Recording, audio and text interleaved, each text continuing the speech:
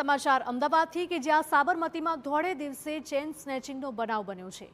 યુવકના ગળામાંથી ઝૂંટવી સોનાની ચેન, દૂધ લેવા નીકળેલા યુવકના ગળામાંથી સોનાની લૂંટ ચલાવવામાં આવી હતી। બે અજાણ્યા શખ્સ સોનાની ચેન અને હીરાના પેન્ડન્ટની લૂંટ ચલાવીને ત્યાંથી ફરાર થયા હતા। બાઇક પર આવેલા બે ગઠિયાઓએ ગળામાંથી સોનાની ચેન અને હીરાનું પેન્ડન્ટ ચોર્યું હતું। સમગ્ર ઘટનાના સીસીટીવી સામે આવ્યા। ગણતરીની જ સેકન્ડ્સમાં ગઠિયા નજર ચૂકવીને ફરાર થયા હતા। તો આ દ્રશ્યો સામે આવી રહ્યા છે અમદાવાદ શહેરમાંથી। સાબરમતી વિસ્તારમાં ધોળે દિવસે જ ચેન સ્નેચિંગનો બનાવ સામે આવ્યો છે।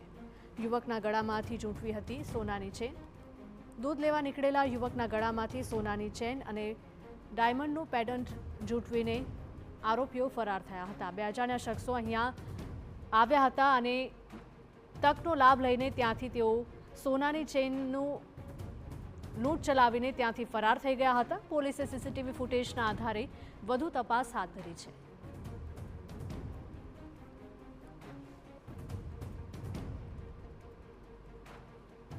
બાઇક પર આવેલા બે ગઠિયાઓએ ગળામાંથી સોનાની ચેન અને હીરાના પેન્ડન્ટની ચોરી કરી હતી।